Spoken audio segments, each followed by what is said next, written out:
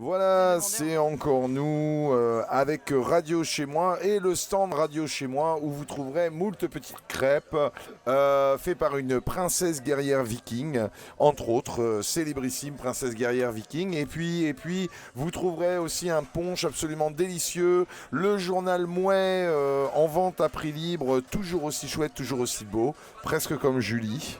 Aussi, presque. Bah ouais, presque, parce que tu es quand même plus belle, mais bon. N'en parlons plus. Il nous reste également quelques livres, quelques disques à donner au stand libre service. Servez-vous s'il vous plaît, ça nous fait plaisir. Et puis, de quoi qu'on pourrait parler, ma Julie adorée? Si on parlait de Game of Thrones. Ah ouais, Game of Thrones. Mais on pourrait faire un débat justement, tiens. Ah si, on pourrait Ah parler ouais, Game of alors Thrones. attends. Il faudrait qu'on trouve une musique épique. Déjà. Tu as une musique épique? dans ma playlist. Ah d'accord. Oui, j'ai compris. Ah, ok, ouais. Alors écoutez, vous allez avoir un duel de titans, mesdames, messieurs, entre un pro Game of Thrones, et un anti Game of Thrones, et nous allons tâcher de nous mettre d'accord. Alors qu'est-ce qu'on met comme musique de fond, parce qu'il faut une musique titanesque? Reign of Castamere, c'est le truc de... Ça là. Ah, c'est du Game of Thrones. Mais yes, c'est God. Ah ouais. Mais bien sûr, on va lui éclater sa gueule. Oui, voilà. Surtout après l'épisode 9 de la dernière saison, messieurs, attention spoiler, voilà. tu ne peux plus rien dire. Tu voilà, ne peux plus rien mais faire. il meurt à la fin de toute façon. Ils meurent tous. Mais bref, plus. ils reviennent des fois. Alors donc, spoiler. Alors on va essayer d'entendre cette chose qui est appelée musique. Donc c'est Game of Thrones. Je sais pas, ça met 3 plombes à commencer, c'est fou quoi. Ah mais parce que c'est long, parce que tu comprends, il y a de la tension, c'est tragique, c'est dramatique. Il y a de la tension. Alors c'est parti, on a 7 minutes 3 pour se convaincre l'un l'autre. Moi que Game of Thrones est une immonde bouse et toi que c'est vraiment un Alors premier révolutionnaire. argument, comment peux-tu savoir que Game of Thrones est une immonde bouse alors que tu n'as pas regardé? Alors, contrairement à toi, moi je fais mes devoirs et déjà j'ai vu 2 saisons de Game of Thrones. Que dalle, j'ai vu 2 saisons, c'est-à-dire plus d'une vingtaine d'épisodes. J'ai bien aimé la musique, le générique est très beau. Je tiens à reconnaître que ce générique est magnifique. Mais je trouve que, en gros, c'est, si je simplifie, du Santa Barbara, mais dans le monde de l'heroic fantasy. Du Santa Barbara dans le monde de l'heroic fantasy. Alors écoute, par contre moi j'ai pas trop regardé Santa Barbara, donc tes références sont les tiennes, ça m'étonne pas que t'aimes pas Game of Thrones, mais effectivement, quand on a aussi peu de goût que toi, il faut continuer à regarder. D'ailleurs je te conseille Marseille dans ce cas-là, parce que visiblement ça devrait te plaire. Et voilà. Et tu verras un acteur magnifique, Benoît Magibel, avec des espèces... Bon bref, on va pas parler de ça, parce que c'est leur faire trop d'honneur. Game of Thrones. Plus que moi, hein, parce que moi je connaissais pas jusqu'à mais maintenant. je me le suis tapé jusqu'au bout, mais moi je fais mes devoirs. Tu t'es tapé Benoît Maginel. Mesdames, messieurs, Julie s'est tapé. En mode Marseille, mais quelle horreur. Ah bon. Insupportable. Non, à l'époque de La Vie de l'Enfant Tranquille, quand il avait 12 ans, à la rigueur, ça passait. Maintenant, il a un petit peu changé. Bon, alors Game of Thrones, là, convainc-moi, là, parce que, en gros, moi, toutes ces histoires de Game of Thrones avec des rois qui baissent, qui machin, qui truc, qui se font tuer, tout ça, c'est très répétitif, c'est extrêmement répétitif. Absolument pas, mais ça se voit que tu t'es arrêté au bout de deux saisons. Ce n'est absolument pas répétitif, il y a plein de choses qui évoluent continuellement, il suffit de regarder. Quoi qu'il en soit, on va pas parler du fond de Game of Thrones, ou t'aimes ou t'aimes pas, et le nombre de gens complètement dingues de l'intrigue prouve que ce n'est pas répétitif. Je suis d'accord avec toi néanmoins que des fois ça peut être un peu lent, mais c'est ça qui fait aussi la beauté de Game of Thrones et ce qui en fait une série complètement unique. Bon, aussi les effets spéciaux, les décors de dingue et les acteurs qui sont quand même assez bons quoi. Ah non, mais il faut reconnaître que Game of Thrones, alors moi j'ai des chiffres. Je te l'avais dit hier, je crois qu'un épisode de Game of Thrones en moyenne coûte 8 millions de dollars et pour se faire une représentation, je crois que la moyenne des séries françaises, un épisode ça coûte 600 000 euros. Non, mais bon, donc oui. on n'est pas vraiment dans le même chiffre. Donc forcément, on n'est pas du tout dans le même registre du tout quoi. Mais bon, il faut surtout pas comparer à ce qui se passe en France parce que sérieusement, on va me trouver les séries sauvables en France. Par exemple, Les Revenants, c'est une série qui je crois était à 1,2 million d'euros l'épisode. Hein, après on aime, on n'aime pas, mais bon, la réalisation était pas dégueulasse. Une dernière série qui était pas mal, ouais. La réalisation était belle. Bon, mais alors Game of Thrones, moi, parce que tu m'as toujours Game pas of Thrones, comme tu dis, surtout, franchement, j'étais devant ma télé. Parce que je paye HBO bien évidemment pour pouvoir regarder les épisodes à temps. Non, moi je télécharge comme un peu. Et j'ai pu voir l'épisode 9 de la dernière saison et je peux t'assurer que même toi qui n'aimes pas Game of Thrones, il faut absolument que tu vois cet épisode.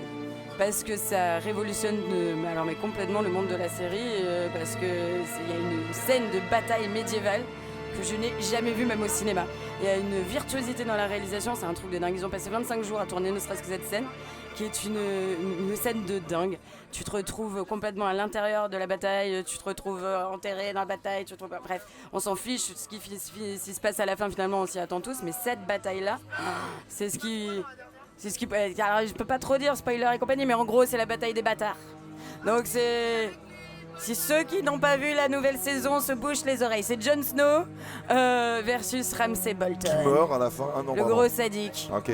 Mais alors justement, est-ce que ça vaut, c'est mieux par exemple que la fameuse bataille dans les 2 tours Seigneur des Anneaux? Sans elle est quand même pas dégueulasse. Elle est magnifique, mais alors là pour le coup, le budget n'est pas le même. Et tout. Non mais il y a trop de trucs. Et puis en fait là c'est une des rares scènes qui est faite sans que tu aies une vue de haut, quoi. Donc t'es vraiment immergé dans la bataille, c'est juste dingue, t'as vraiment l'impression que c'est toi qui vas te prendre les chevaux, que c'est toi qui vas te prendre tu restes vraiment, mais t'as le coup. Il y a des dragons aussi, il y a des dragons au début de l'épisode, et la scène est déjà géniale, alors déjà tu te dis, ah ouais quand même ça commence bien, et puis après arrive cette scène de dingue, où Jon Snow se fait complètement avoir par l'autre sadique, là. Et du coup au niveau stratégie, Jon Snow est vraiment tout pourri, quoi. Bon après il ressuscite, tout ça, il peut pas tout faire. Il ressuscite. Ok. Alors on vous dit que dans la dernière série, dans la dernière saison, Jon Snow ressuscite. Voilà, spoiler. Et tout le monde le sait, on en est au 9e épisode. Pourrissons, tout le monde le sait bien sûr. Tout le monde suit le la série en savait VO sous-titré, bien sûr. Mais si, mais il était à Roland Garros avec sa barbe. Est-ce que quand même, parce que bon, moi ce qui m'a toujours gêné, c'est ce qui m'a fait décrocher, il y a quand même énormément de personnages, il faut suivre, on les confond, bon pourquoi ça, pas. C'est vrai, ouais. C'est vrai que ça fait quand même très série cathédrale, et finalement, parfois moi j'avais l'impression que les épisodes n'avançaient pas, parce que dans un épisode, on avait 8 minutes sur un tel, après 8 minutes sur l'autre, ensuite 4 minutes sur... Et puis parfois des histoires nous intéressaient ou pas, et on était obligé de se les taper, et les histoires avancent super lentement. Moi je trouve pas qu'elles avancent en ce moment. Moi chaque épisode c'est trop court. Voilà, là je vais me taper tous les épisodes un par un, puis après je vais tous les revoir ensemble. J'ai déjà tout revu. Bon bref, c'est complexe effectivement. Il y a plein de personnages. L'avantage c'est qu'il y en a plein qui meurent aussi. Donc bon, au fur et à mesure t'en perds, ça équilibre. Il y en a d'autres qui reviennent, il y en a d'autres qui arrivent. Il y en a qui ressuscitent, tout est permis, et puis non mais c'est d'une finesse même dans les intrigues et puis les personnages t'es complètement dingue d'eux, et puis tu les détestes, et franchement je pense qu'il y a les 2 personnages les plus détestés de tout le monde de la télé qui sont issus de Game of Thrones. Ouais mais quand même, alors quand même, je te rappelle qu'il y avait eu JR avant dans Dallas, mais... Si tu veux, JR versus Ramsay Bolton, va falloir quand même qu'ils prennent du galon JR, quoi. Parce que... Certes, mais il s'est fait tirer dessus JR, hein. Je te rappelle qu'il s'était fait tirer dessus en vrai, hein, par un fan éperdu ou je ne sais quoi, qui pensait vraiment que JR était méchant. Bon, quand même, tu as toujours les mêmes références, Santa Barbara, JR, déjà c'est très années 80, il va falloir quand même évoluer. Et dans 2 secondes, tu vas me sortir le Cosby Show. Tiens, parlons de Bill Cosby, non, je rigole. Non, mais moi, ça me rappelle finalement Game of Thrones, c'est un peu l'ambiance de moi, ça me rappelle un peu, je vais te faire du mal, je vais faire exprès, Walking Dead, auquel je n'adhère pas du tout non plus, et qui me donne un peu cette même impression, c'est-à-dire une série cathédrale, avec quelques épiphénomènes de temps en temps, mais c'est long, ça se dilate, ça se délite, et finalement ça ne progresse guère. Ouais. Walking Dead, forcément, je veux dire, au bout d'un moment, à part faire... Attendez, attention. Ah ouais, elle le fait bien.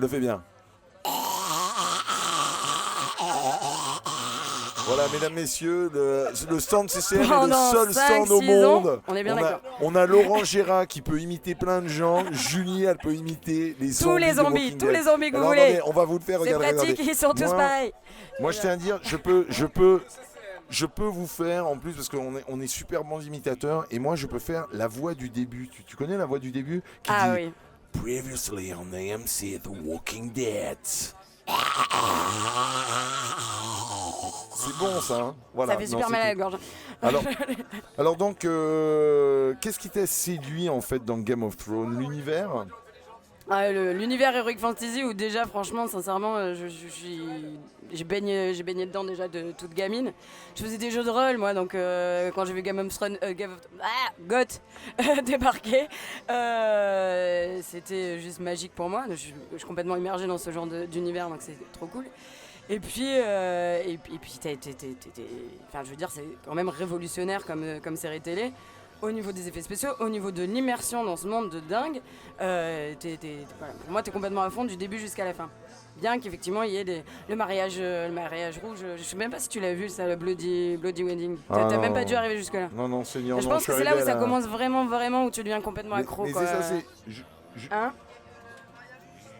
Je pense que c'est la saison. C'est la fin de la saison 3, je crois. Moi c'est souvent l'argument que j'entends de beaucoup de gens, c'est-à-dire quand je leur dis, bon, moi j'ai arrêté au bout de 2 saisons, parce que vraiment je trouvais ça long.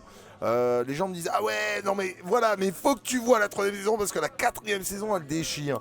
C'est-à-dire qu'en gros, je dois me taper à peu près encore une 20aine d'épisodes, j'ai vraiment pas fini, puis bon voilà, avant que ça devienne bien. Mais moi j'ai l'impression que c'est une sorte d'arlésienne, non ? Mais je pense pas parce que mais en même temps si t'accroches pas à l'univers je peux pas réellement te. Mais si t'étais de bonne foi tu pourrais quand même dire que. Ah tu considères que je suis de mauvaise foi? Oui, complètement. Que c'est quand même unique en son genre et que rien que pour ça tu te. Bah vas-y trouve-moi un équivalent. Borgia Viking, non mais n'importe quoi, rien à voir. Ah, on aurait pu parler de Spartacus. De la même manière, mais donc je les ai tous vus. Spartacus, ça va, c'est mignon. Spartacus, c'est super. Ça m'étonne pas que t'aimes bien les mecs à poil toute la journée, plein de testostérone. Attention, c'est raciste. Ah non, ça, c'est raciste. Il y a un truc que tu m'as dit un jour, tu m'as dit, mais pourquoi tu regardes Spartacus, t'es pas gay? Truc de fou. Parce que ça n'intéresse pas les femmes, les mecs à poil, mais c'est bien connu. Sûr, mais non, c'est donc vrai. Donc qui est le plus discriminant des deux, je ne sais pas. Oh bah, c'est toi qui as commencé en tout cas. C'est toi qui as commencé. Pour conclure sur Game of Thrones, tu me rappelles juste le numéro de l'épisode dans la saison je ne sais combien, 138, l'épisode 2500. Non, c'est saison avec 6, la guerre. épisode 9. Et sincèrement, que vous aimiez ou que vous aimiez pas Game of Thrones, il faut absolument que vous regardiez cette bataille. Donc elle est mémorable. On télécharge. C'est quelque chose qui révolutionne le monde de la série télé, qu'on le veuille ou non.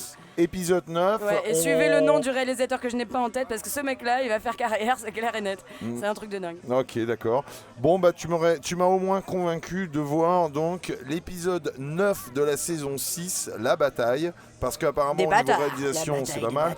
Épisode 6, previously on HBO et The Game of Thrones. Attends, je fais des épées qui... Cling, ah bah non. tu fais pas bien l'épée. Cling, cling, cling, ok, bon, bah écoute, on va enchaîner. D'ailleurs, il y a des zombies dans Game of Thrones. Il y a des zombies dans Game of Thrones. Ah oui, donc c'est Walking Game of Thrones. Ok. Juste parenthèse avant qu'on enchaîne avec un petit Chet Baker, un peu, j'ai envie. Yes. Tu l'as vu le spin-off de Walking Dead? Ah oui, machin truc, la Fear of Walking Dead. Ouais, qu'est-ce que t'en penses? Il s'est fait massacrer. Moi, j'ai pas osé la voir. La première saison, j'ai trouvé pas ça mal, mais ça m'a pas donné envie de regarder la deuxième. Ok. Non, il y a certains trucs que j'avais bien aimé. Ouais. Fear the Walking Dead, je crois. Ouais, Fear the Walking Dead. Je crois que ce qui avait été reproché principalement, c'est que les zombies sont très très lents dans cette série et qu'en fait la population met 3000 plombes à réagir, genre oh il y a des zombies. Ce qui est super bien réussi, c'est que ça n'a strictement rien à voir en termes de réalisation, en termes d'intention et tout ça avec The Walking Dead. Et en ça, c'est vraiment hyper intéressant. Ceux qui ont regardé ça en se disant tiens, je vais avoir un peu plus de Walking Dead sont déçus, c'est normal. Mais la proposition est vraiment différente, plus intimiste et assez intéressante. Bon. Eh ben on va s'arrêter là, d'autant que nos amis bourdonnants ont réaugmenté un petit peu le son, ce qui fait qu'on va peut-être pas faire concurrence avec Chet Baker. On va les laisser tranquilles un petit peu. Allez, si on met concurrence un peu, allez fuck, on met du Chet Baker. Et on le met à fond parce qu'on les aime.